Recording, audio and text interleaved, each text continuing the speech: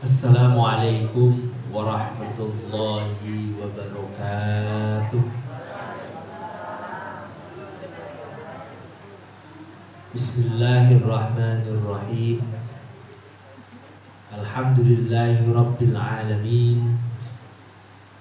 Nahmaduhu wa nasta'inuhu wa nastaghfiruh wa na'udzu billahi min syururi anfusina wa min sayyiati a'malina. Man yahdihillahu fala mudilla lahu wa man yudlilhu fala hadiya lahu. Asyhadu an la ilaha illallah wahdahu la syarika lah wa asyhadu anna Muhammadan 'abduhu wa rasuluhu la nabiyya wa la rasula ba'dah. Allahumma sholli ala sayyidina wa maulana Muhammad wa ala alihi wa ashabihi wa mawalah amma ba'd.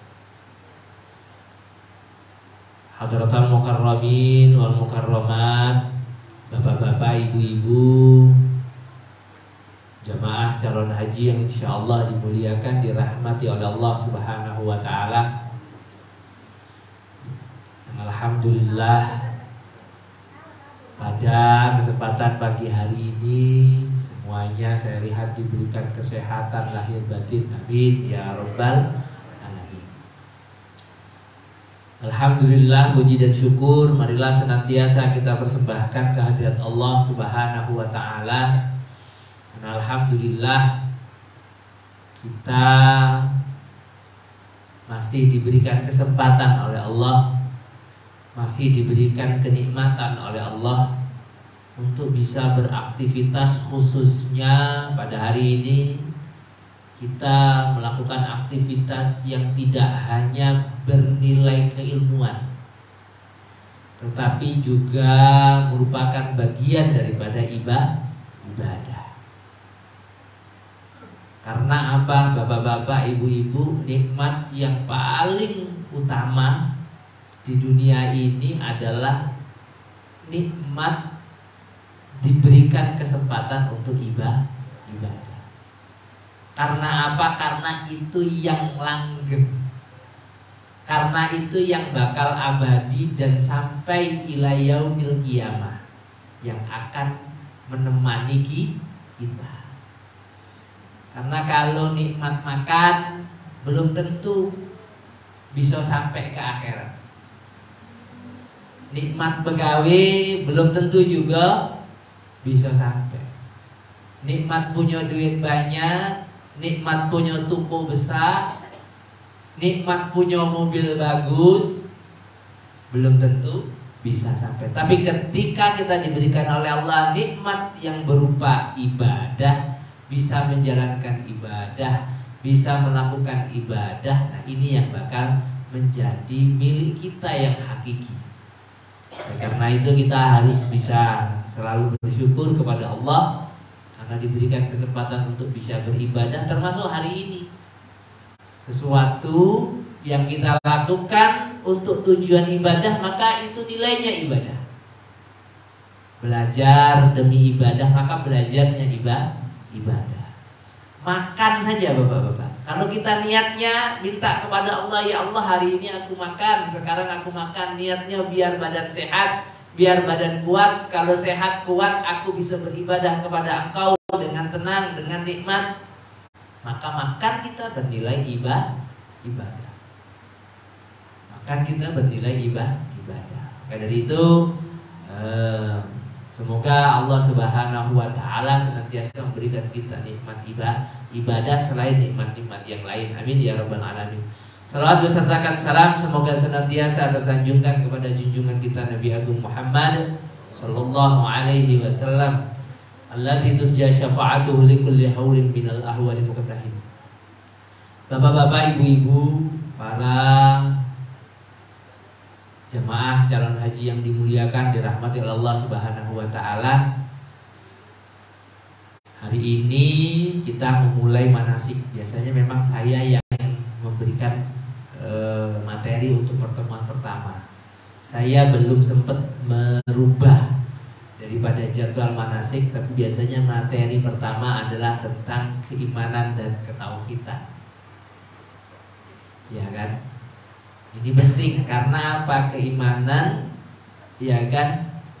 Keyakinan kita kepada Allah Subhanahu wa taala yang akan kita datangi undangannya, ini akan menjadi pondasi utama. Akan menjadi pondasi utama kita di dalam menjalani ibadah. Kalau pondasi ini kuat, maka ibadah kita mantap, tidak goyah, tidak rubuh, tidak hancur lebur. Tapi kalau pondasi keimanan ketauhidan kita kepada Allah Subhanahu wa taala yang akan kita datangin undangannya, maka sisip dikit Pak, kita datang ke sana nggak dapat apa-apa, ngantri lama, keluar duit labanya, ninggalkan keluarga, tahu-tahu kita tidak mendapatkan apa-apa, hanya mendapatkan sesuatu yang kosong, zonk. Ya Pak ya. Karena apa? Karena pondasinya nggak kuat. Bangun sesuatu tidak dikasih pondasi yang kuat, kena angin, rubuh, kena angin puting beliung.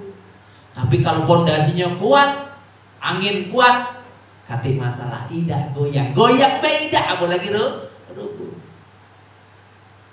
Ya kan? Maka dari itu keimanan ketauhidan dalam ibadah itu merupakan pondasi utama kita. Maka nanti materi yang paling banyak adalah tentang itu. Nanti baru ada materi doa, ada materi fikih haji, ada materi tentang kondisi cuaca iklim di sana, ada materi tentang kemuliaan haramain, ya kan, ada materi praktek ibadah haji, dan nanti terakhir ada materi namanya problematika solusi.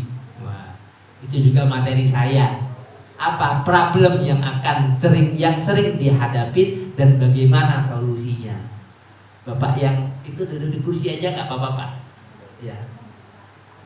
Ya di kursi aja nggak apa-apa. Ya. Nah. Jadi nanti banyak materinya, dan juga ada materi fikih haji wanita.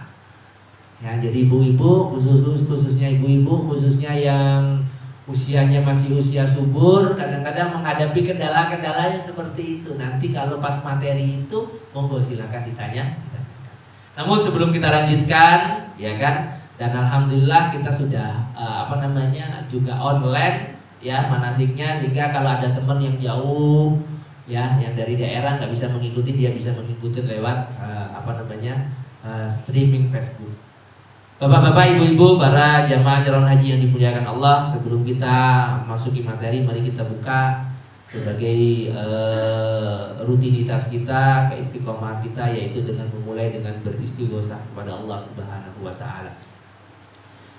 Ala hadhihi niyyah wa likulli niyatin shalihah wa ila hadratin Nabi Mustafa Muhammadin sallallahu alaihi wasallam wa ala alihi wa ashabihi wa ahbabihi wa dhurriyyatihi wa baitihi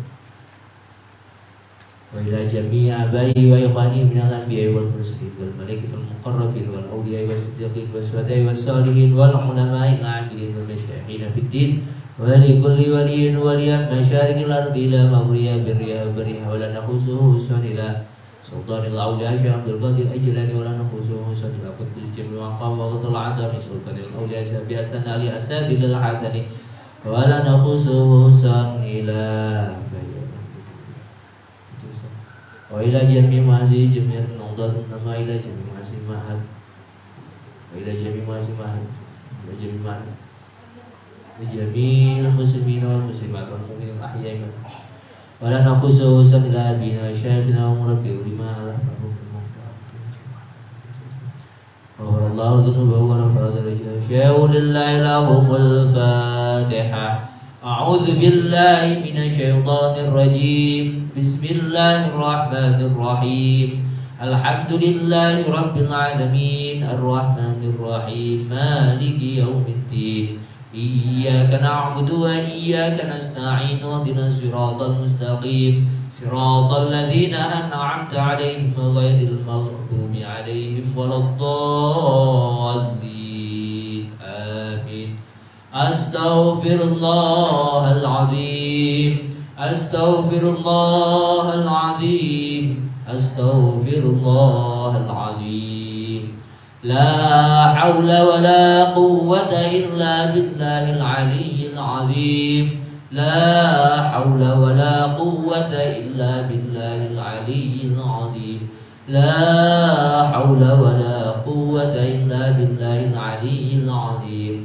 Allahumma salli ala sayyidina Muhammad wa ala ali sayyidina Muhammad. Allahumma salli ala sayyidina Muhammad wa ala ali sayyidina Muhammad.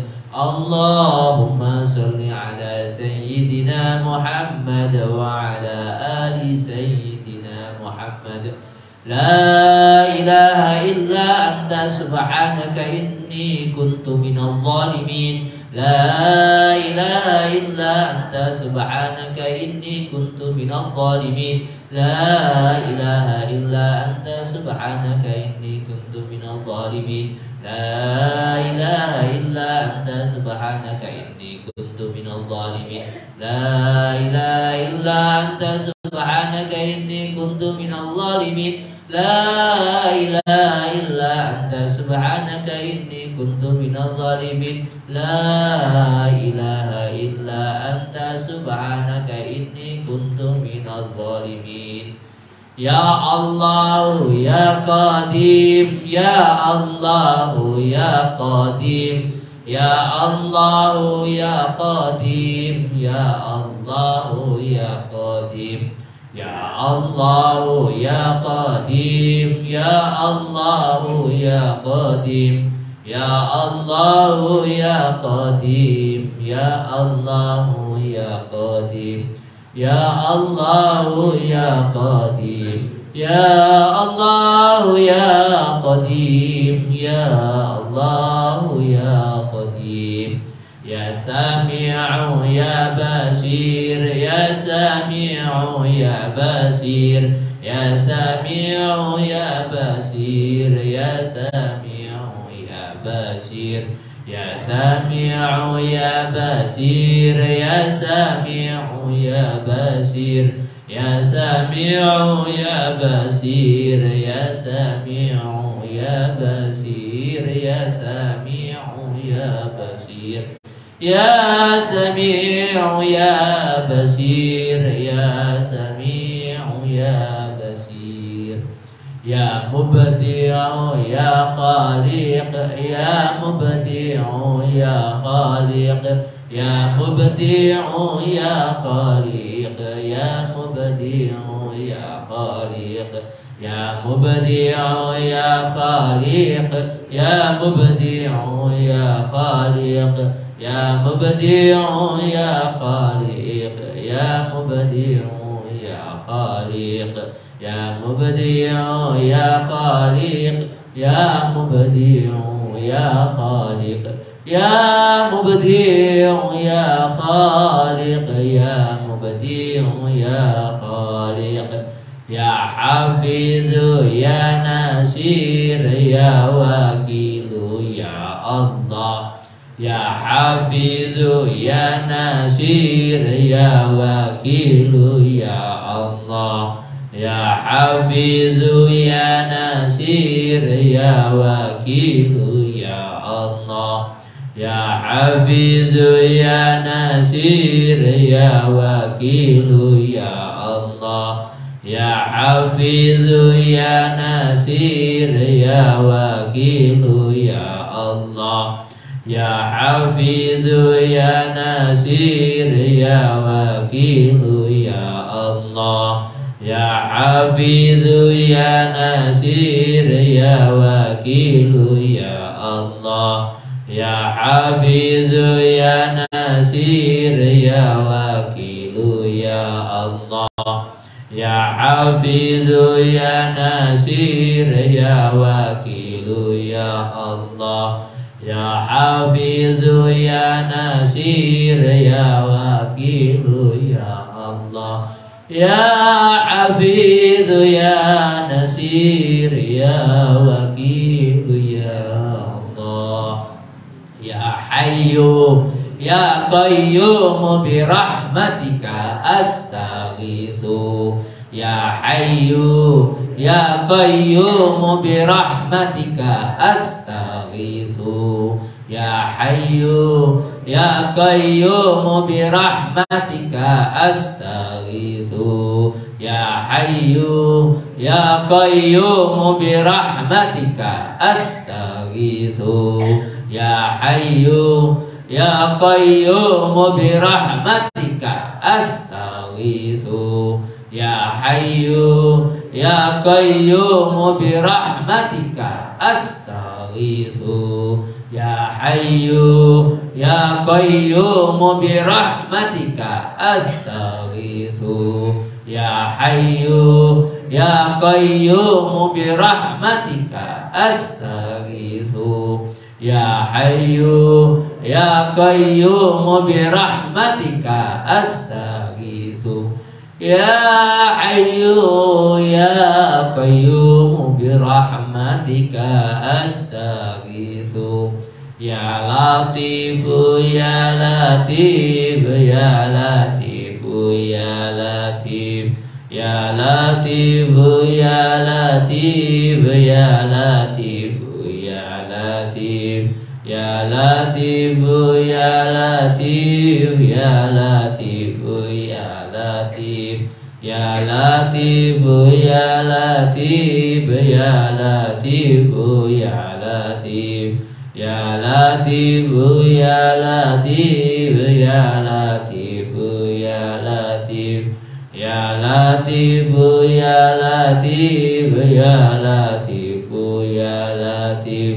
Ya Latifu ya Latif ya Latifu ya Latif. Ya Latifu ya Latif ya Latifu ya Latif. Ya Latifu ya Latif ya Latifu ya Latif ya Latif. Ya Latifu ya Latif ya Latifu ya Latif. Astaghfirullahaladzim, innahu kana ghaffara. Astaghfirullahaladzim, innahu kana ghaffara. Astaghfirullahaladzim, innahu kana ghaffara. Allahumma salli ala sayyidina Muhammad. Qad daqat hilati adrikni ya Allah. Allahumma salli ala sayyidina Muhammad. Qad daqat hilati adrikni ya Allah. Allahumma salli ala sayyidina Muhammad. Qad daqat hilati adrikni ya Allah. Allahumma salli salatan kamilah wa sallim salaman taman ala sayyidina Muhammadin alladhi tanhalu bihi al-uqad wa tanfariju bihi al-qurab wa tuqda bihi al-hawaij wa tunalu bihi al-raghaib wa husnul khatim wa yustasqal ghamamu bi wajhil karim wa ala alihi wa sahbihi fi kulli lamhatin wa nabasin bi adadi kulli ma'lumin lak. Ya Badi'u ya Badi' ya Badi'u ya Badi' ya Badi'u ya Badi' ya Badi'u ya Badi' ya Badi'u ya Badi' ya Badi'u ya Badi' ya Badi'u ya Badi' ya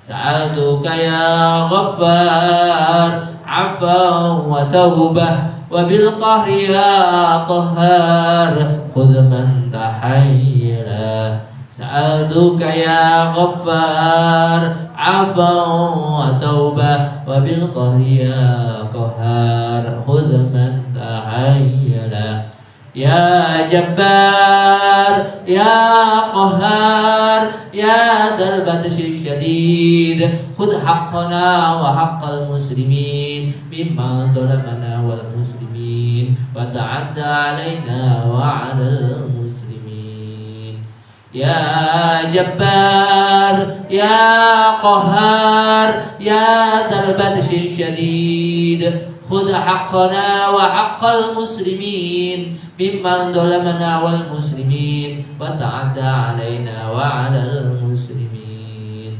يا جبار يا قهار يا ذا البطش الشديد خذ حقنا وحق المسلمين ممن ظلمنا والمسلمين وتعدى علينا وعلى المسلمين ببركة الفاتحة. أعوذ بالله من الشيطان الرجيم. بسم الله الرحمن الرحيم. الحمد لله رب العالمين الرحمن الرحيم مالك يوم الدين إياك نعبد وإياك نستعين اهدنا الصراط المستقيم صراط الذين أنعمت عليهم غير المغضوب عليهم ولا الضالين آمين. أعوذ بالله من الشيطان الرجيم. بسم الله الرحمن الرحيم. الحمد لله رب العالمين حمد الناعمين حمد الشاكرين حمدا يوافي نعمه ويكافئ مزيدا يا ربنا لك الحمد كما ينبغي لجلال وجهك الكريم وعظيم سلطانك. اللهم صل وسلم وبارك على سيدنا محمد وعلى آله وصحبه صلاة عبد قل دخيلته ورسول الله وسيلته أنت لا يا إلهي ولكل كرب عظيم وفرج عنا ما نحن فيه بسر بسم الله الرحمن الرحيم ولا حول ولا قوة إلا بالله العلي العظيم. اللهم صل على نور الأنوار وسر الأسرار وترياق الأغيار ومفتاح باب اليسار سيدنا ومولانا محمد المختار وآله أطهر وأصحاب الأحيار عدد نعم الله وإفضاله. اللهم ثبتنا بالإيمان وثبتنا بالإسلام وثبتنا بالتوحيد وثبتنا بالاعتقاد وثبتنا بالمعرفة وثبتنا على دين رسول الله صلى الله عليه وسلم بالدار الدنيا إلى الدار الآخرة. اللهم يا غني يا حميد يا مبدئ يا معين يا رحيم يا ودود أغننا بحلالك عن حرامك وبطاعتك عن معصيتك وبفضلك عمن سواك. اللهم إنا نسألك سلامة في الدين وعافية في الجسد وزيادة في العلم وبركة في الرزق وتوبة قبل الموت ورحمة عند الموت ومغفرة بعد الموت. اللهم هون علينا في شكرات الموت والنجاة من النار والعفو عند الحساب. اللهم أعنا على ذكرك وشكرك وحسن عبادتك. اللهم أعنا على ذكرك وشكرك وحسن عبادتك. اللهم أعنا على ذكرك وشكرك وحسن عبادتك. اللهم افتح قلوبنا بفتوح العارفين وعلمنا ما لم نعلم. اللهم افتح قلوبنا بفتوح العارفين وعلمنا ما لم نعلم. اللهم افتح قلوبنا بفتوح العارفين وعلمنا ما لم نعلم. يا فتاح يا عليم علمنا ما جهلنا من حكمتك واجعلنا من عبادك الصالحين. ربنا آتنا من لدنك رحمة وهيئ لنا من أمرنا رشدا. ربنا إننا سمعنا منادي ينادي للإيمان أن آمنوا بربكم فآمنا. ربنا فاغفر لنا ذنوبنا وكفر عنا سيئاتنا وتوفنا مع الأبرار. ربنا اغفر لنا ذنوبنا ولوالدينا وارحمهم كما ربونا صغيرا ولجميع مشايخنا ولجميع أساتذتنا ولجميع إخواننا ولجميع المسلمين والمسلمات والمؤمنين والمؤمنات الأحياء منهم والأموات. اللهم يسر لنا أمورنا عمر الدنيا والدين والآخرة. اللهم يسر لنا أمورنا عمر الدنيا والدين والآخرة. اللهم يسر لنا عمر الدنيا والدين والآخرة وأمور مناسك الحج والعمرة وزيارة بيتك الحرام وزيارة قبر نبيك محمد صلى الله عليه وسلم. ربنا لا تزغ قلوبنا بعد إذ هديتنا وهب لنا من لدنك لدنك رحمة إنك أنت الوهاب ربنا لا تؤاخذنا إن نسينا وأخطأنا ربنا ولا تحمل علينا إصرا كما حملته على الذين من قبلنا ربنا ولا تحملنا ما لا طاقة لنا به واعف عنا واغفر لنا وارحمنا أنت مولانا فانصرنا على القوم الكافرين ربنا تقبل منا إنك أنت السميع العليم وتب علينا يا مولانا إنك أنت التواب الرحيم ربنا آتنا في الدنيا حسنة وفي الآخرة حسنة وقنا عذاب النار ادخلنا الجنة مع الأبرار يا عزيز يا غفار يا رب العالمين صلى الله على سيدنا محمد سيد الأنبياء والمرسلين سبحان ربك رب العزة عما يصفون وسلام على المرسلين والحمد لله رب العالمين بسر الفاتحة أعوذ بالله من الشيطان الرجيم بسم الله الرحمن الرحيم الحمد لله رب العالمين الرحمن الرحيم مالك يوم الدين إياك نعبد وإياك نستعين اهدنا الصراط المستقيم صراط الذين أنعمت عليهم غير المغضوب عليهم ولا الضالين آمين تقبل الله منا ومنكم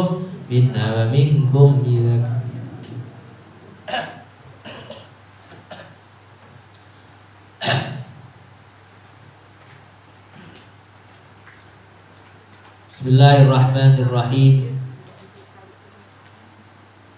Alhamdulillahi rabbil alamin wal aqibatu lil muttaqin wala udwana illa 'alal zalimin.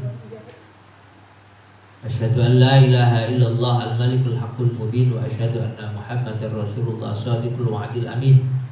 Allahumma shalli ala sayyidina wa maulana Muhammadin wa ala alihi wa ashabihi ajma'in amma ba'd. Qala al-mu'allif rahimahullahu ta'ala Allahumma wa nafa'na bihi wa bi'ulumihi wa 'ada alaina barakati bihi fid dharain amin amin ya rabbal alamin. Bapak-bapak, ibu-ibu, para jamaah calon haji yang dimuliakan Allah, hari ini kita akan mulai manasik. Tadi saya sudah sampaikan materinya tentang keimanan, ketauhidan. Dulu materi ini selalu yang menyampaikan adalah orang tua kami, almarhum almarhumah Ki Haji Muhammad Mudarris SM. Mungkin kalau bapak-bapak, ibu-ibu yang sempat ikut manasik 2020 ya, yang tertunda berangkatnya sampai hari ini karena umur kemarin di atas 65 nggak bisa berangkat, kemudian lagi atau nomor porsinya belum masuk, masih sempat ketemu beliau ya, sempat ikut manasik. Ini materinya materi beliau, tapi beliau akhir-akhir itu sudah paling mimpin istighosah ya. Jadi ini materi itu beliau sangat menekankan dan menganggap materi ini sangat penting, karena seperti yang saya sampaikan tadi, materi tentang keimanan, ketauhidan itu adalah sebagai pondasi ya kan? Tidak hanya untuk melaksanakan ibadah haji bapak-bapak ibu, tapi untuk semua ibadah. Maka Pak, hari ini banyak orang yang melakukan ibadah tetapi ibadahnya seperti sia-sia. Karena apa? Karena pondasinya tidak kuat. Seperti contoh, sekarang sudah tren yang namanya sedekah, santunan yatim piatu, ya kan Pak ya. Apalagi kalau nanti menjelang lebaran Pak. Kalau nanti menjelang lebaran, puasa. Nanti kalau sudah di akhir-akhir Ramadan itu TV, itu biasanya di antara berita infotainmentnya adalah tentang santunan yatim piatu. Mulai dari parpol, artis, tokoh politik, ya enggak Pak? Kalau sudah akhir-akhir Ramadan. Padahal sebenarnya agama kita mengajarkan kalau orang mau sedekah, mau membantu orang itu harus ikhlas. Salah satu penyakitnya ikhlas adalah riya. Penyakit itu apa? Penyakit itu sesuatu yang menggerogotin, yang akan menyebabkan sesuatu yang asalnya bagus menjadi tidak bagus.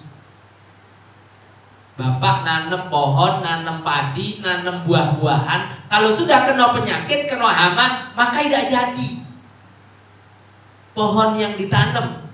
Padi yang ditanam kena hama penyakit, hancur dalamnya, pecah adoi apa namanya? Memang kejemuan ado gabahnya di dalam kata isinya hancur. Begitu juga buah, kalau sudah kena penyakit di dalamnya itu isinya ulet, ya, isinya ulet, tidak bisa dimakan. Sama saja seperti kita melakukan sesuatu yang sia-sia.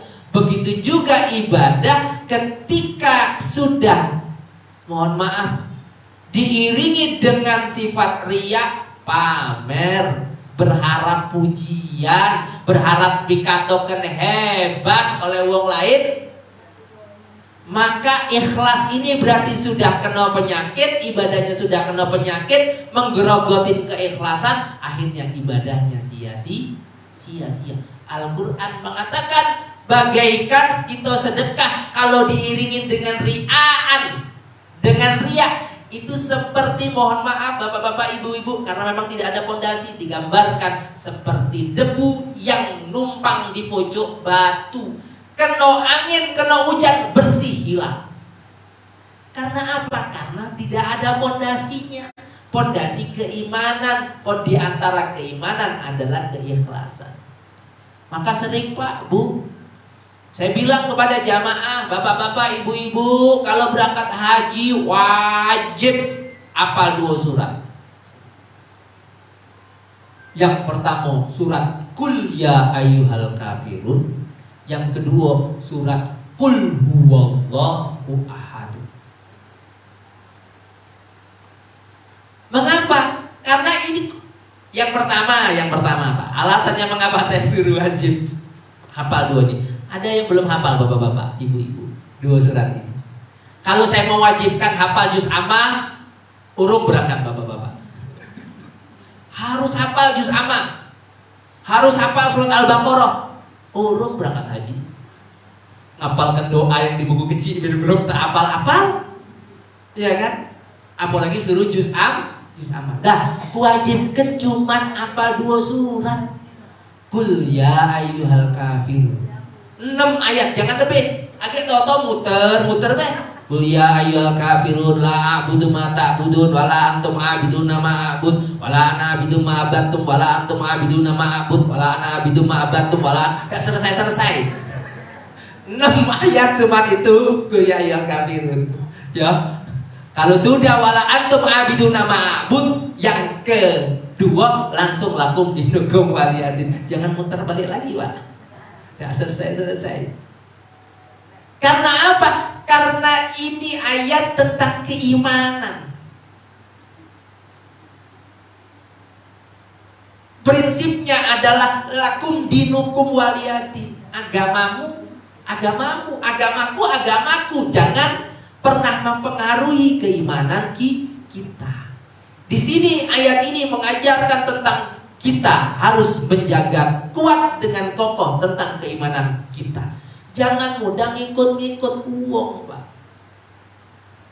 Kita ini kadang-kadang berangkat ke sana, Pak, goyang gara-gara kok uang itu cara sholatnya cak itu yuk. Berarti salah cara sholat aku ini. Yang selama aku di Arab cara sholatnya cak itu, aku di Indonesia cara sholatnya cak ini. Mana yang benar ya? Kadang-kadang kita belum sudah menyalahkan cara ibadah kita. Nah, cara ibadah kita dapat dari kiai ini, dapat ustadz ini, kita nyalahkan ustadz ini, kiai ini yang ajarkan kita ibadah. Padahal Pak, Bu, dalam Islam itu ada yang dikenal dengan fikih.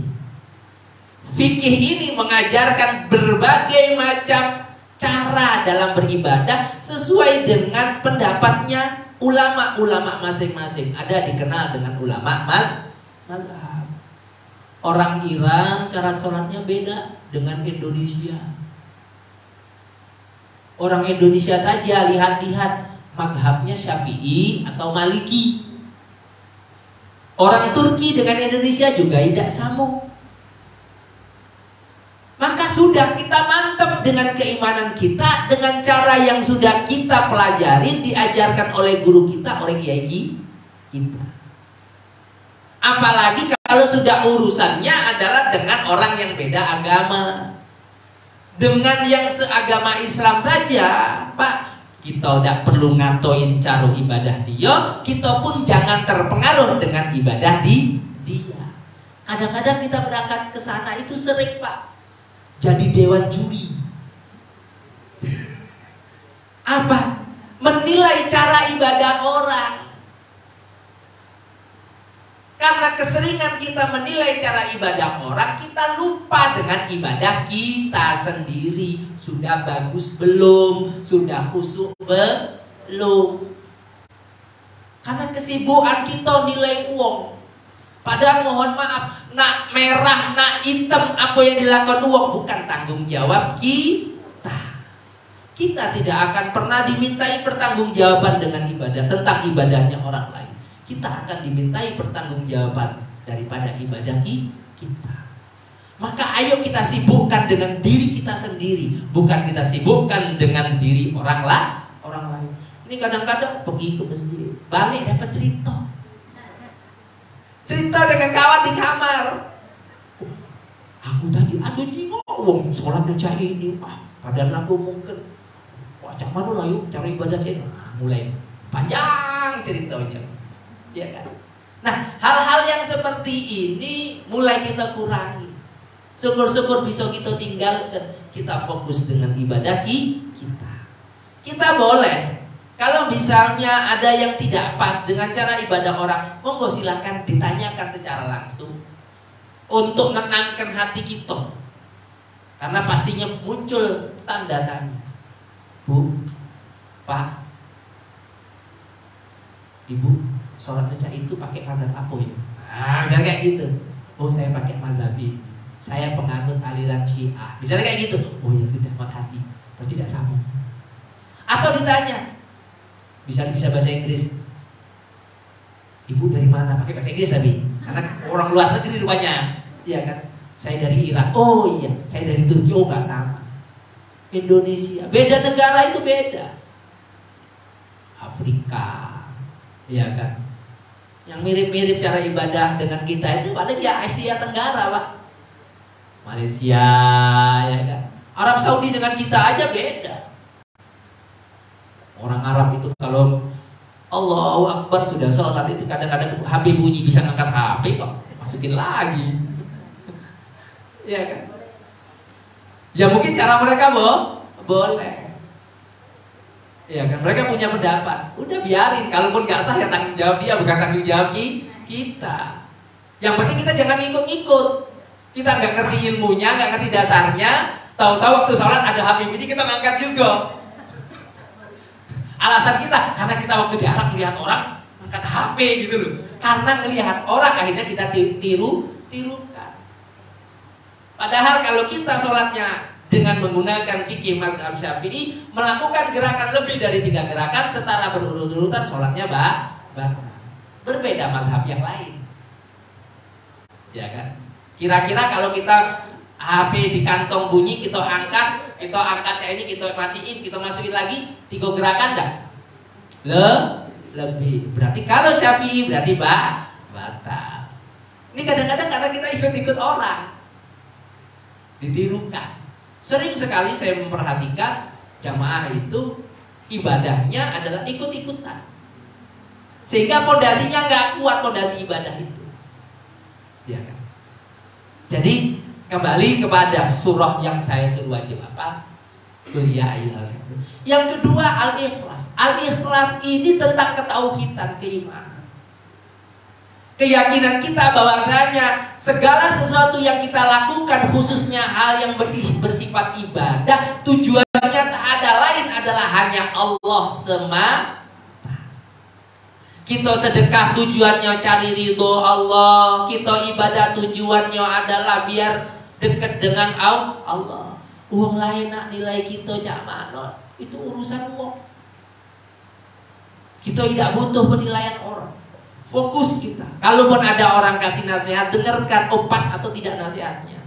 Kalau cuma sekedar dengarkan omongan wong nyinyir, tidak bakal selesai hidup kita.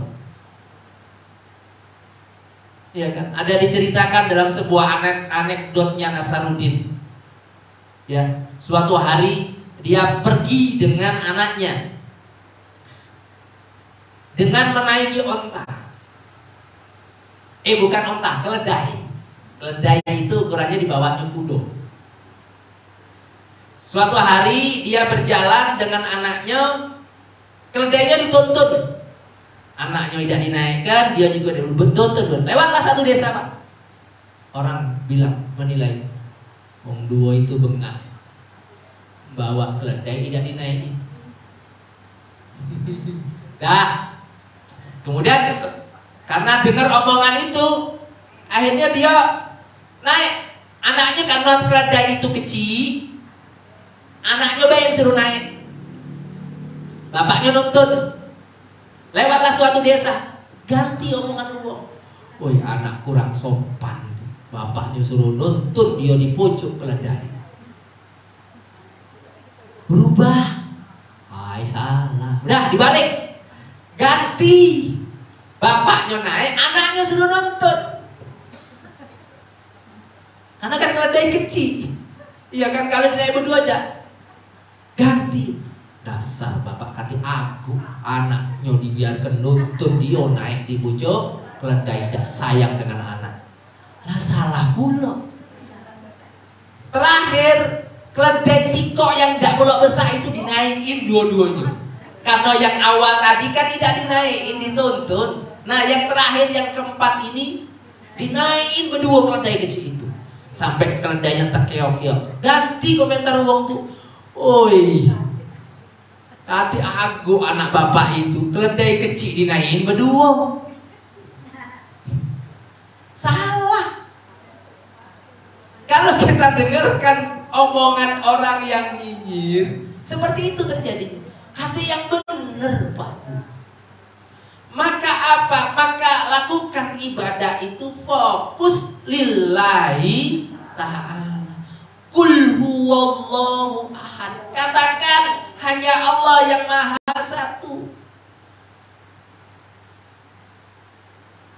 Kita harus menanamkan keyakinan kita, karena keyakinan kita hanya kepada Allah inilah yang disebut dengan ikhlas. Karena banyak orang yang beribadah tidak mendapatkan buah, tidak mendapatkan hasil karena tidak ada ikhlasnya ini. Tujuannya macam-macam. Tujuannya biar dipuji kawan, biar diomongin wong dermawan, biar diomongin wong baik dan sebagainya. Akhirnya kita lupa. Hari ini ujian kita di dalam beribadah seperti itu. Biar dikatoin wong yang rajin ibadah. Kalau di Mekah bagaimana, Gus? Banyak ujiannya wong itu banyak. Contoh, pergi rajin ke masjid. Ya kan, kalau misalnya memang tujuannya lillahi ta'ala bagus. Ya kan, memang seyogyanya seperti itu. Tapi karena biar dikatoin rajin ke masjid juga salah. Di antara juga ada, mohon maaf, ketika habis melakukan sesuatu yang belum tentu kawan yang lain melakukannya, mulai cerita ke sana sini. Contoh yang sering terjadi itu adalah ketika bisa cium hajar aswad. Sekabihnya amat diceritain. Kadang-kadang bukan cuma sekali diceritain. Ketemu lagi cerita lagi, ketemu lagi cerita lagi, ketemu lagi cerita lagi. Pikir aku lebih baik tidak usah. Nah, biasanya orang-orang yang seperti ini ciri-cirinya ada. Ciri-cirinya ada. Dia menganggap dirinya hebat, dia meremehkan orang lain. Contoh, ketika kita rajin sholat ke masjid, tahu-tahu ada kawan kita jarang-jarang pergi ke masjid karena memang sudah tua. Kadang-kadang sendinya sudah linu-linu, diajak jalan dikit agak jauh, disenderinya. Kadang-kadang dikata, "Ngapoi kau jauh-jauh datang ke sini, ke masjid be jarang," katanya. Sayang, gitu. Padahal kita harus tahu kondisinya. Belum tentu orang yang jarang ke masjid karena malas. Bisa jadi karena memang keterbatasan fisik. Nah, kalau ada orang yang, mohon maaf, dia rajin ibadah tapi nyelatunya juga rajin. Ngerti nyelatu? Ngatoi wongnya juga rajin, ibadahnya ini salah satu cirinya tidak sukses. Karena apa? Karena dia pastinya merasa hebat daripada orang lain. Ketika sebuah ibadah melahirkan rasa ujub, rasa sombong, maka ibadah ini sebenarnya ibadah yang tidak berbekas. Harusnya setiap ibadah yang dilakukan itu menjadikan dia lebih baik, lebih baik, lebih baik. Bagaikan falsafahnya padi. Semakin berisi, semakin banyak ibadahnya, dia semakin rendah hati. Semakin takut ketahuan orang lain, semakin takut dilihat orang lain, semakin takut dipuji oleh orang lain. Maka hindari.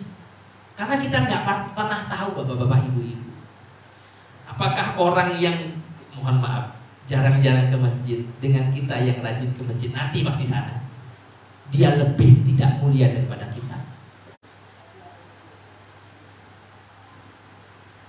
Nggak pernah tahu. Yang tahu hanya Allah. Siapa di antara tamu-tamunya Allah ini yang paling mulia di mata? Siapa tahu. Orang yang jarang ke masjid ini memang dia tidak pergi ke masjid karena memang keterbatasan, tetapi dia tidak pernah melepaskan Allah dalam hatinya.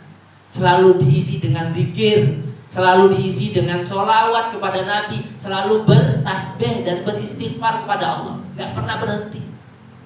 Sedangkan kita walaupun mohon maaf sering hadir sholat ke masjid, tapi hati kita sering kosong. Karena kadang-kadang pergi ke masjid ada tujuan lain juga. Nak selfie dengan Ka'bah lah, nak selfie dengan Zam-Zam lah. Aku nak ke masjid lah, habis dari masjid aku nak jalan-jalan tower Zam-Zam.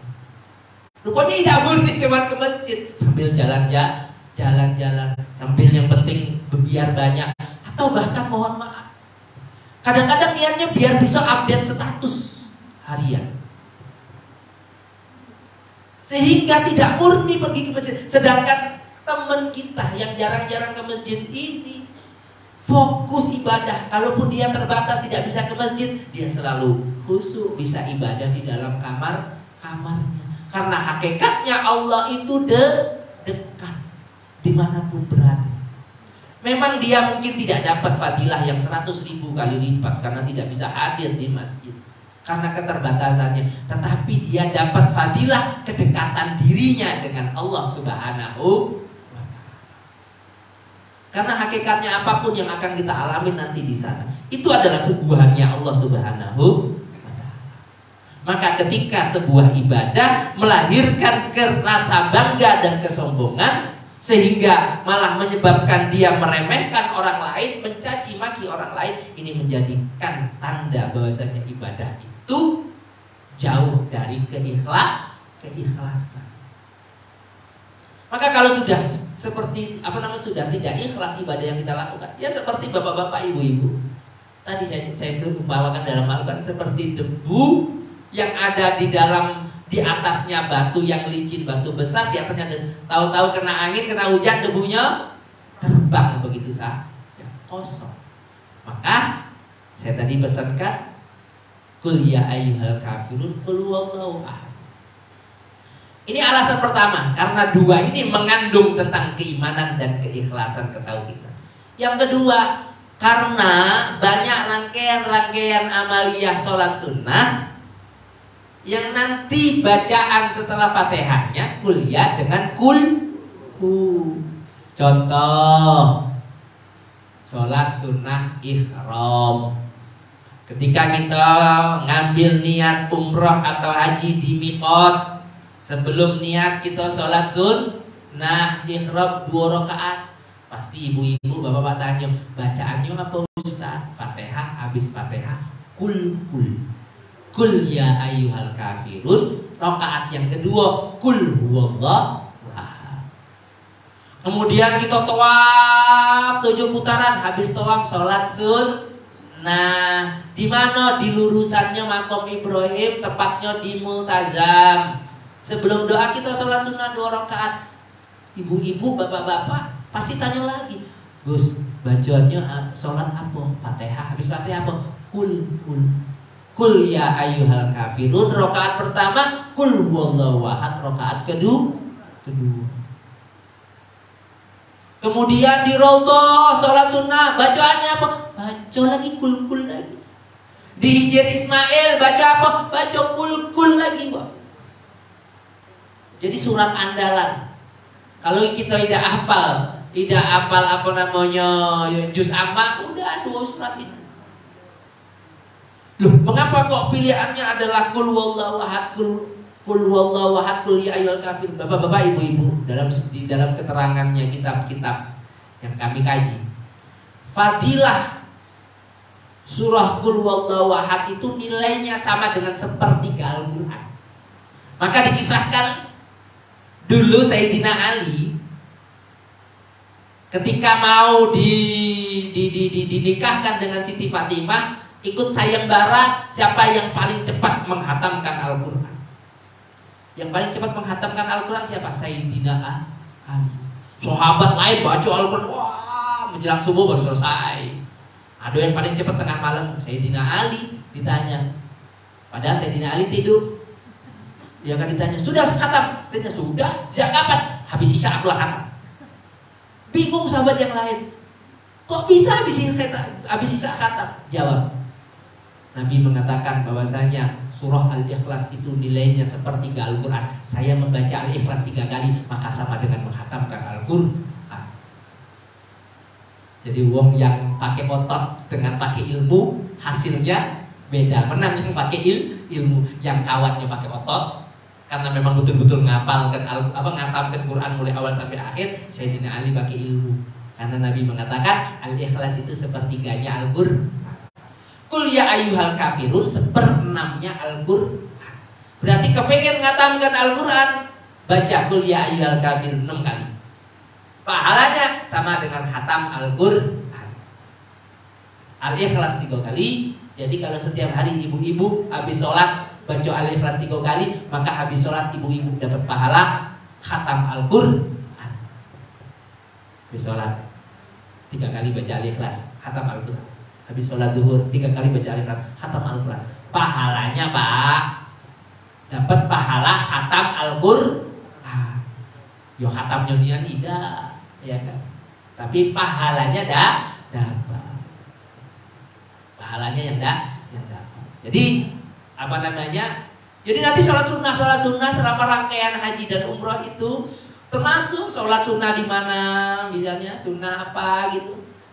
Pusing bu, nggak bingung habis Fatihah baca apa? Kuliah Al-Ikhlas. Maka saya katakan minimal bapak-bapak ibu-ibu hafal surah Qul ya ayyuhal kafirun dan Qul huwallahu ahad, surat Al-Kafirun dan surah Al-Ikhlas. Maka ini penting. Satu, karena memang inilah pondasi daripada ibadah kita, 2 surat ini yang menjelaskan tentang pondasi ibadah. Yang kedua, karena memang ini dibutuhkan untuk bacaan kita di dalam sholat sunnah. Seperti contoh lagi ketika kita ziarah ke Masjid Quba, Nabi mengatakan barang siapa yang berwudu di rumahnya, di hotelnya, di penginapannya, kemudian dia pergi ke Masjid Quba dan melaksanakan sholat sunnah 2 rakaat di Masjid Quba, maka baginya pahala umroh. Tanya lagi ibu-ibu, Gus, di masjid kita baca surat apa? Bacaannya apa? Qul ya ayyuhal kafirun, Qul huwallahu ahad. Ya. Bapak-bapak, ibu-ibu, para jamaah yang dimuliakan Allah. Maka ini menjadi penting sebuah ibadah dengan landasan keimanan dan keikhlasan. Biar kuat kokoh dan kita nanti kelak fi yaumil qiyamah mendapatkan hasilnya. Mengapa? Karena memang keimanan itu sesuatu yang paling urgen dan paling pertama. Al-Quran mengatakan dalam surah Al-Baqarah ayat yang awal-awal, Alif Lam Mim, dzalikal kitabul la raiba fihi hudal lil muttaqin. Nah, setelah itu adakah ayat alladzina yu'minuna bil ghaibi wa yuqimunas shalah wa mimma razaqnahum yunfiqun. Siapa yang dikatakan orang yang muttaqin? Hudal lil muttaqin, petunjuk bagi orang yang bertakwa. Yang pertama, alladzina yu'minuna bil ghaibi. Beriman kepada yang ghaib. Siapa yang ghaib? Ghaib ini berarti bukan tidak ada, bapak-bapak, ibu-ibu. Ghaib ini ada tapi kita tidak ngerti wujudnya. Kalau yang tidak ada itu bukan ghaib namanya.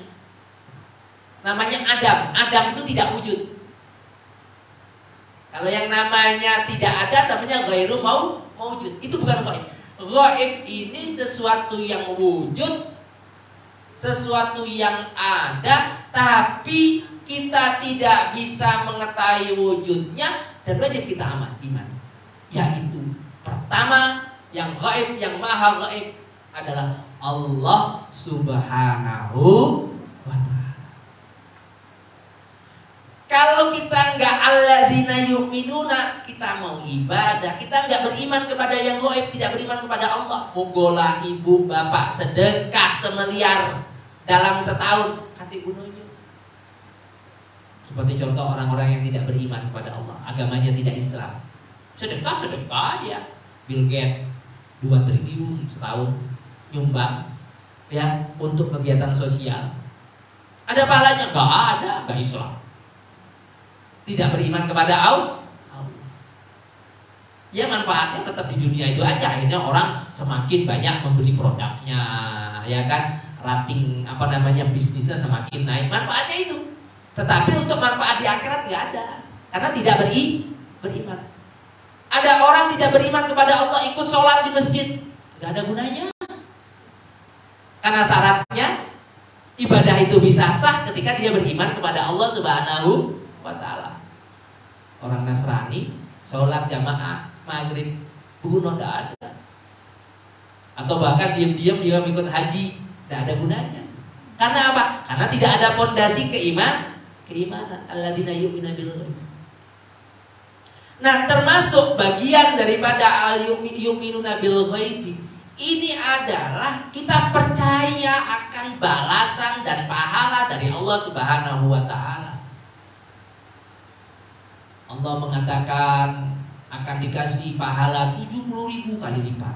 Allah mengatakan akan dikasih pahala surga.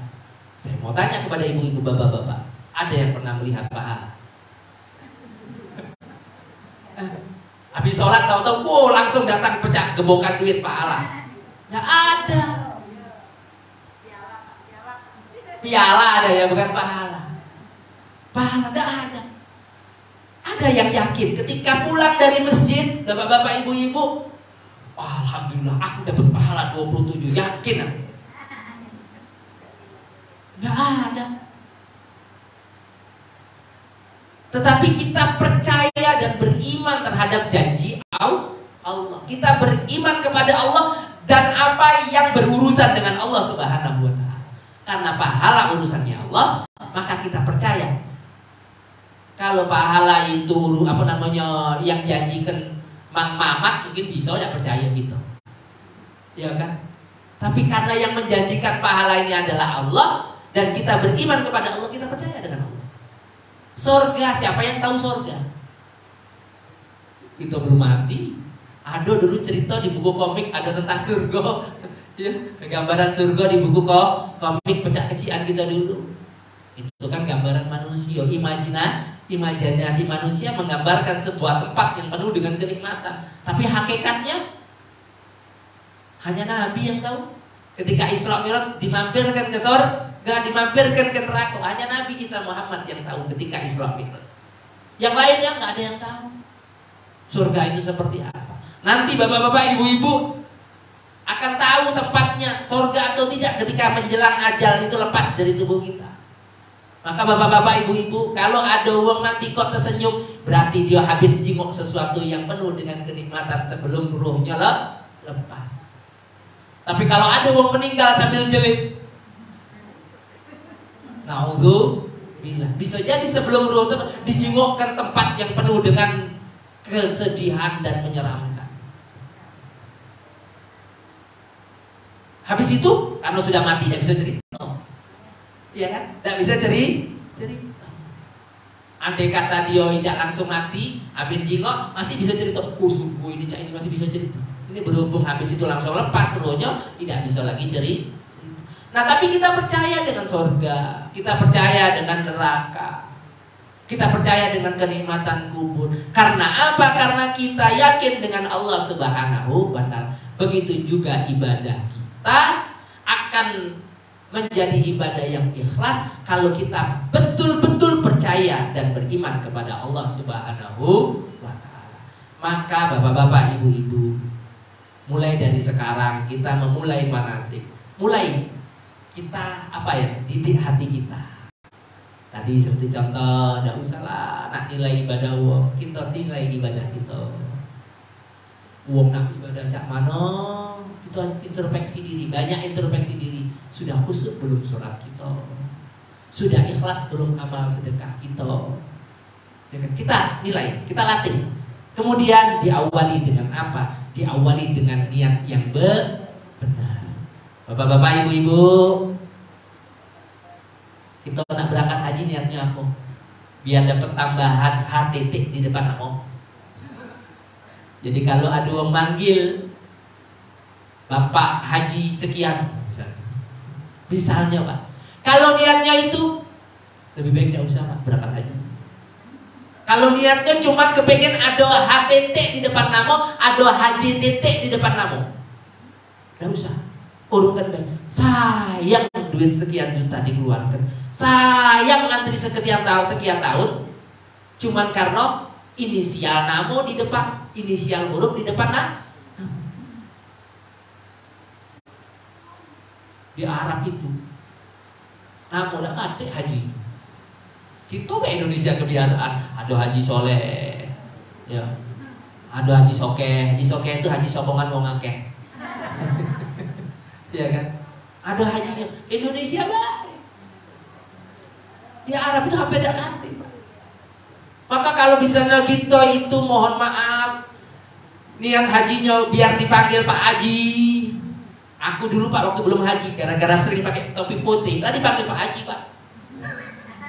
Lah dipanggil Pak Haji. Sering-sering dia pakai peci putih, dipanggil Pak Haji lah itu. Kalau cuma sekedar kepingin nak dipanggil Pak Haji. Di masjid ada pengumuman sumbangan, misalnya nyumbang 300.000, kan yang penting disebutkan namanya haji sekian. Kalau niatnya ini lebih baik tidak usah. Maka kalau masih ada niat seperti ini, buang jauh-jauh niat seperti ini. Ganti niatnya adalah kita niat pelaksanaan haji adalah untuk memenuhi undangannya Allah, untuk mengejar surganya Allah, biar dapat haji mabrur, biar kualitas ibadah kita, kualitas pribadi kita sepulang haji lebih bagus daripada sebelum haji. Karena apa? Karena katanya Nabi, laisalah al-hajjul mabrur laisalahu jaza ilal jannah. Kita ngejar surga. Mohon maaf bapak-bapak, apalagi kalau kita sudah tua. Dah pula penting lah haji. Ya. Dah pula penting. Padahal kita ini habis haji kita masih berapa lama lagi hidup, kita tidak tahu. Kita tidak tahu. Kok yang dikejar panggilan? Lah panggilan itu kalau kita masih hidup panjang. Kalau kita hidup kita sudah pendek, tidak penting panggilan. Tetapi yang terpenting adalah kita mendapatkan kebaikan, kehidupan yang jauh lebih baik setelah kita pulang haji. Baik kehidupan di dunia maupun kehidupan kelak di akhir. Maka ketika kita mau berangkat haji, niatkan kita mencari ridho Allah, mencari kedekatan kita kepada Allah. Sehingga kalau kita datangin undangan Allah ini, niatnya adalah kepengen Allah seneng, Allah ridho. Bapak-bapak kalau diundang kawannya, di antara tujuannya apa? Kepingin nyenengkan dulur yang undang kita. Benar tak? Siapapun kalau ngundang dulurnya, dulur yang diundang datang seneng Pak. Nyenengkan, berharap disenengin oleh uang yang kita penuhi undangan. Kita diundang Allah, kita berharap Allah senang dengan kita, Allah ridho dengan kita, sehingga kita memenuhi undangan Allah untuk mencari ridho Allah. Tujuan kita hanya Allah. dan kemudian berharap balasan surga dari Allah Subhanahu wa taala. Yang ketiga, berharap kepribadian kita menjadi kepribadian yang lebih baik setelah kita pulang haji. Karena apa? Karena sudah ada gelar haji, badan kita punya pagar, Pak. Kalau belum haji masih kadang-kadang ngelirik cewek. Ya kan? Masih ada mungkin bapak-bapak yang kadang-kadang mohon maaf sama kawannya kalau ada hari libur main ke karaoke. Tapi gara-gara sudah ada gelar haji tidak lagi. Ya kan? Hai, masa haji masih ke karaoke. Iya kan? Nah, kalau niatnya ini kenapa? Untuk menjadi pagar kita. Gelar haji ini kalau belum haji itu kadang-kadang orang tidak pula ngatoin kalau kita maksiat itu. Tapi kalau sudah haji, nemen rame sekampung.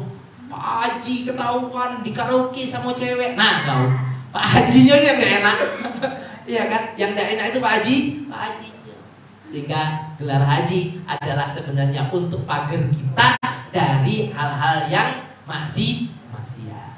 Ini yang saya ingin sampaikan pada kesempatan kali ini. Masih banyak materi yang lain nanti akan kita sampaikan pada pertemuan-pertemuan yang akan datang. Kalau banyak-banyak agenda.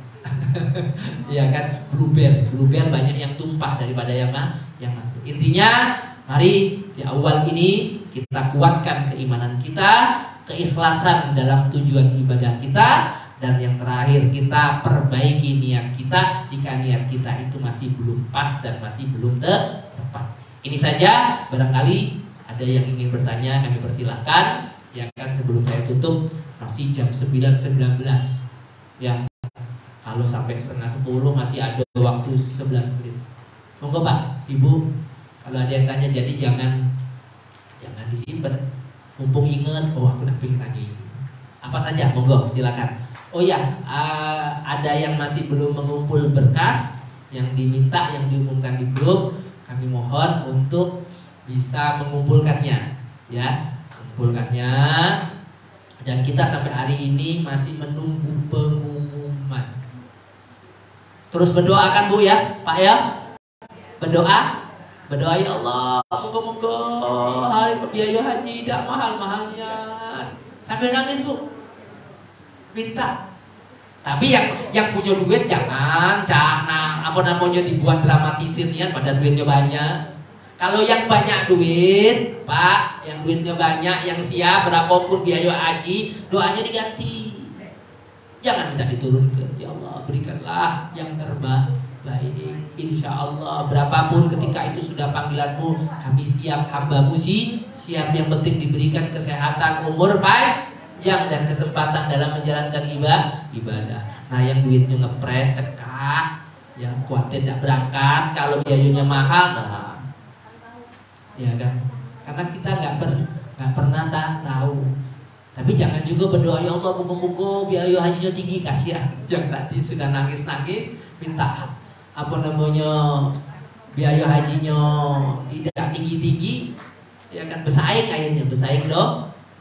Terus berdoa kepada Allah semoga diberikan yang terbaik. Berapapun biaya yang ditetapkan, kita diberikan kemampuan oleh Allah untuk bisa melunasin haji dan bisa berangkat haji insyaallah. Yang min haitsu la yahtasib, dari jalan-jalan mana saja yang kita tidak kira-kira, tapi Allah semuanya yang akan mengatur dan menakdirkan. Jadi kita masih nunggu. Kalau soal biaya haji sampai hari ini belum tahu jadwal pelunasannya dan sebagainya. Ya, masih ngelengkapin berkas. Ada yang tanya? Bapak-bapak, ya silakan Pak.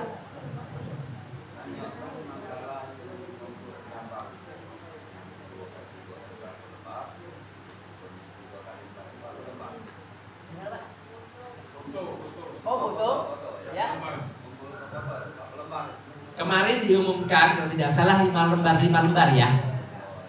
Jadi fotonya 5 lembar. Yang 3 lembar itu fotokopian kalau tidak salah.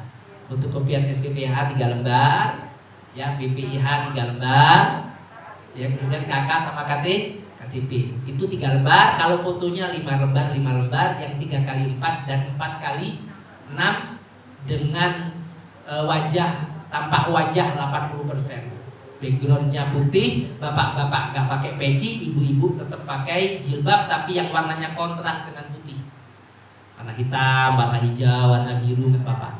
Sebab kalau warnanya sama dengan putih bisa pakai jilbab putih, nanti nggak kelihatan jilbabnya. Ya. Ada lagi yang ditanyakan? Silakan ibu. Saya termasuk nama yang diumumkan paspornya. Ya. Expired ya. Ya.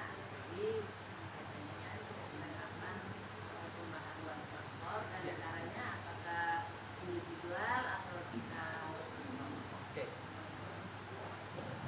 Terima kasih.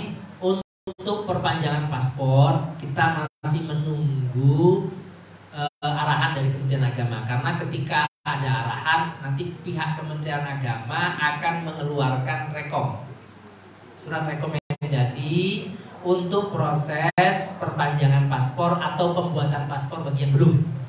Kan ada jamaah yang baru masuk tahun ini, intinya belum pernah ikut manasik, dia belum punya paspor, nanti juga masuk. Karena kalau perpanjangan itu hanya cukup KTP dan paspor yang habis.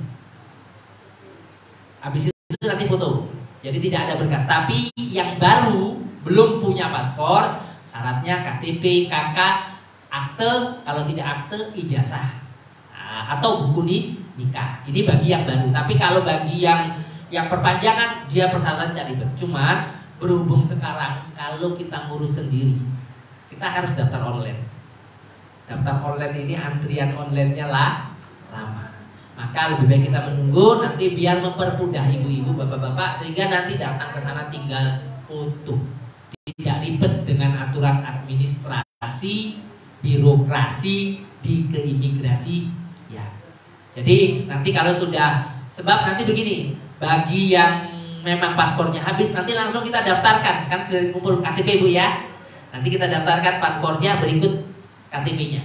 Habis itu nanti tinggal diumumkan jadwal foto di imigrasi. Kita tinggal nunggu jadwal foto saja. Jadwal foto misalnya bulan sekian, tanggal sekian, bulan sekian, seperti itu. Tapi ini mungkin pihak kementerian juga menunggu kepastian. Jangan-jangan nanti disuruh perpanjangan, tahu-tahu ada perubahan, yang asalnya masuk jadi nggak masuk, ya kan? Kita nggak tahu. Maka pihak kementerian Agama juga untuk menghindari kemungkinan-kemungkinan seperti ini, dia belum mengumumkan, masih menunggu.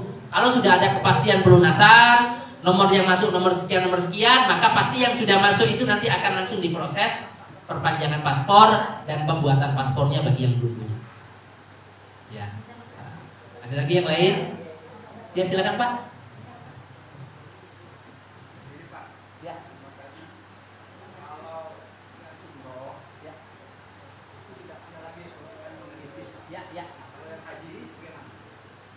Terima kasih. Suntikan meningitis untuk yang haji tetap.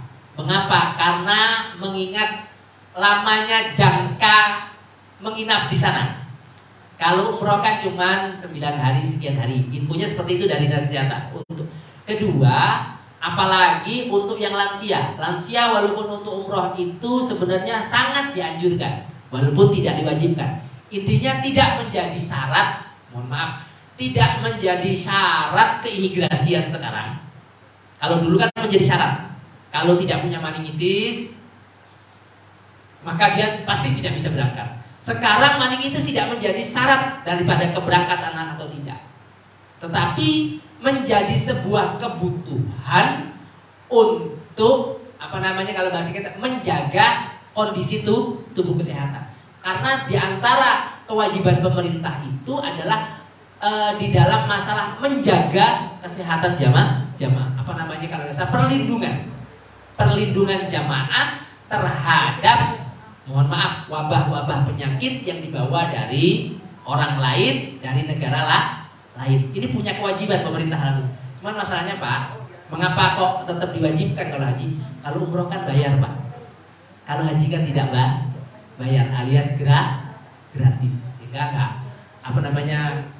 nggak perlu dipermasalahkan. Karena meningitis kalau untuk haji tidak ada biaya. Kalau umroh kan 300.000. 305.000 bayarnya. Nah, jadi kalau haji tidak bayar, kalau umroh itu bayar. Maka umroh yang tidak diwajibkan lagi, tetapi sebenarnya untuk yang di atas 65 tetap dianjurkan karena potensi kena penyakitnya atau istilahnya poresti ya, resiko tinggi terhadap tertular penyakit itu sangat kuat. Tapi memang secara aturan tidak menjadi syarat keimigrasian lagi. Itu. Dan ada bahkan tidak, mohon maaf, kalau untuk haji ada anjuran yang lain juga selain meningitis, namanya influenza, ya, vaksin influenza. Tapi itu bayar 200.000, ya. Sekarang kemarin terakhir berapa? 300 ya? Oh iya, zaman saya dulu 200. Jadi sudah naik Pak ya, mulai tahun sebelumnya. Dan itu berlaku cuma 1 tahun yang influenza. Sebenarnya influenza ini penting juga. Sebenarnya pentingnya bukan untuk itu, untuk kita, untuk menjaga daya tahan kita biar tidak mudah terkena flu dan batuk ketika di sana. Ya kan? Itu. Jadi walaupun kadang-kadang masih kena, cuma daya tahan tubuhnya lebih kuat daripada tidak vaksin. Karena saya sendiri merasakan setiap tahun waktu haji itu bapak-bapak selalu suntik influenza, sehingga bahkan sampai di rumah pun saya nggak mudah kena flu, tidak mudah kena batuk pilek. Ini sebenarnya kelebihannya. Ya. Jadi ada lagi yang lain? Ya silakan Pak.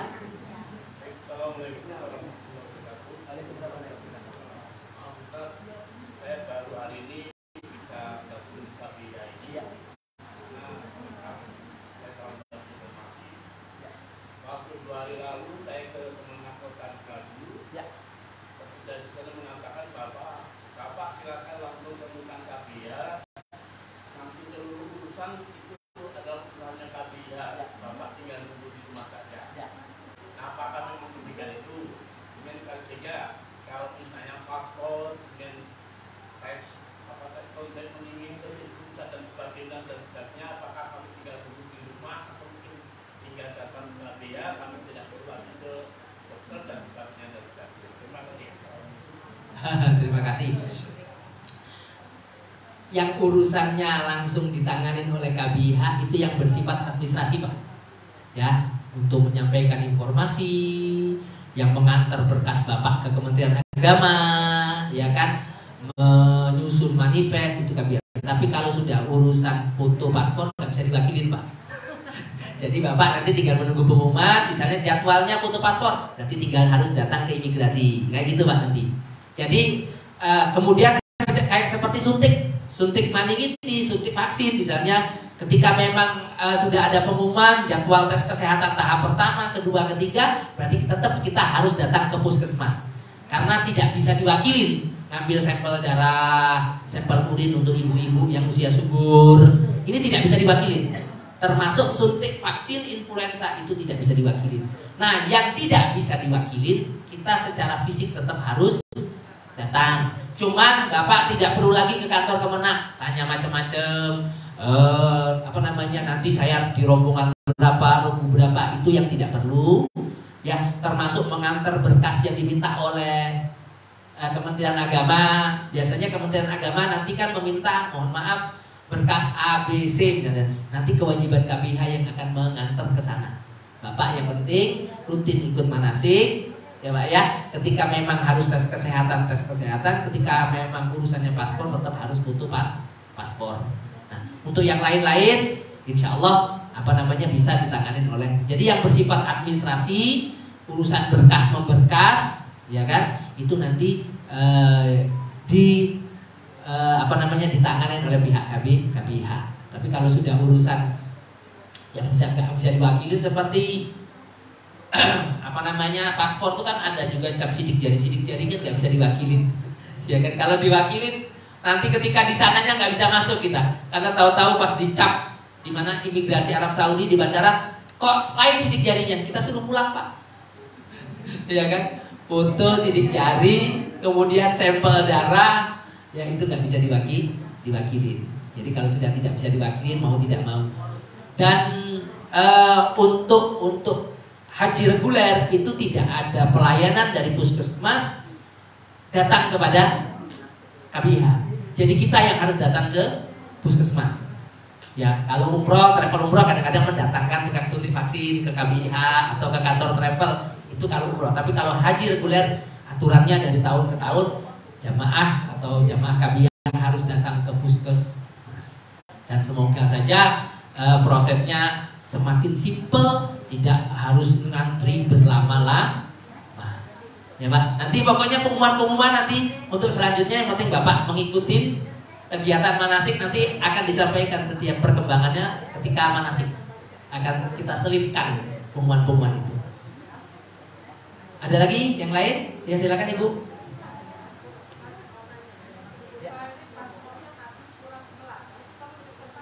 Masih Ibu, masih perlu diperpanjang. Jadi kemungkinan kita akan pulang dari haji itu bulan Juli. Hitungan paspor itu minimal 6 bulan dari hitungan kepulangan. Nah, kira-kira kalau bulan 11 tinggal 4 bulan lagi, berarti tidak bisa. Ya, kalau masih 8 bulan, contoh misal Januari, kemungkinan masih bisa dipakai kalau Januari. Ya, kalau misalnya paspornya habisnya Januari 2024 masih bisa dipakai. Tapi kalau sudah November ke bawah atau Desember ke bawah, berarti sudah tidak sampai 6 bulan dari masa kepulangan haji. Ya, usia paspor. Ada lagi yang lain? Sudah mungkin ya. Insya Allah nanti kita akan berjumpa. Sebagai pengumuman ya, sebelum saya tutup, yang pertama adalah minggu yang akan datang tanggal 12 Februari 2023 manasiknya libur dulu.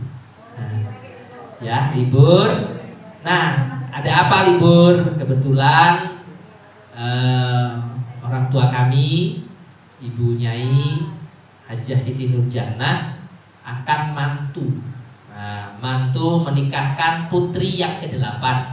Adik saya yang ke-8 akan nikah di tanggal itu. Dan dengan kesempatan ini saya menyampaikan undangan untuk bapak-bapak, ibu-ibu sekalian, mohon maaf tidak mengundang secara pribadi masing-masing, karena kami menganggap jamaah itu seperti keluarga besar. Bagi yang berkenan dan tidak ada tumburan acara, kami mohon dengan hormat untuk berkenan menghadiri acara resepsi pernikahan pada tanggal 12 Februari 2023. Nah, bertempat di Pondok Pesantren Sabilul Hasanah jam 9 sampai jam 2, jam 9 sampai duhur biasanya seperti itu. Ya, ada undangan saya share di grup. Ya, pagi tadi saya sudah share undangan ke grup.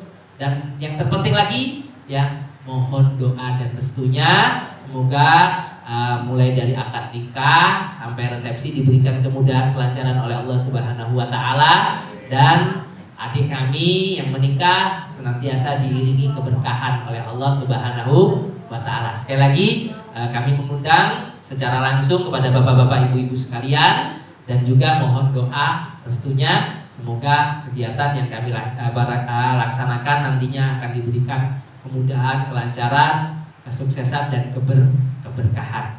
Itu saja ya ibu-ibu, bapak-bapak sekalian. Jadi minggu besok libur ya, nanti kita akan bertemu pada tanggal 19. Kita bertemu lagi pada tanggal 19. Insyaallah nanti pematerinya kalau nggak salah Gus Ai. Ya nanti, dan mungkin dalam waktu 1-2 hari ini akan saya share ke grup ya jadwal manasiknya, dan nanti fotokopinya akan ditaruh di kantor kalau misalnya ingin meminta fotokopiannya, nanti akan diletakkan di kantor. Itu saja dari saya. Mari kita tutup dengan membaca doa. A'udzubillahi minasyaitonirrajim. Bismillahirrahmanirrahim. Alhamdulillahirabbil alamin. Hamdan na'imin, hamdan syakirin, hamdan yuwafi ni'amahu wa yukafi mazidah. Ya Rabbana lakal hamdu kama yanbaghi li jalali karim wa 'azimi sultanika. Allahumma shalli ala sayyidina Muhammadin al-Fatih lima ughliqa wal khatimi lima sabaqa. Nasirul haqqi bil haqqi wal hadi ila siratikal mustaqim wa ala alihi wa sahbihi haqqa qadrihi wa miqdarihi al-'azim. Allahumma iftah qulubana bi hudhil arifin wa alimna ma lam. Ya Fattahu ya Alim alimna maj'alna min hikmatika wa ij'alna min ibadika salihin. Allahumma tsabbit imanana wa nawwir qulubana wa barik lana fi ma ataitana wa barik lana fi ma 'allamtana wa barik lana fi ma 'allamtana wa barik lana fi ma 'allamtana wa barik lana fi ma razaqtana wa sallimna fid dunya wal akhirah. Rabbana zalamna anfusana wa illam taghfir lana wa tarhamna lanakunanna minal khasirin. Rabbana atina fid dunya hasanah wa fil akhirati hasanah wa qina adzabannar. Dakhalna jannatal abrari aziz ya ghafar ya rabbal alamin. Sallallahu alaihi wasallam Muhammadin sayyidil anbiya wal mursalin. Subhana rabbika rabbil izzati amma yasifun wa salamun alal mursalin walhamdulillahi rabbil alamin. Taqabbalallahu minna wa minkum. Akhirul kalam wallahul muwaffiq ila aqwamit thoriq. Wassalamu alaikum warahmatullahi wabarakatuh.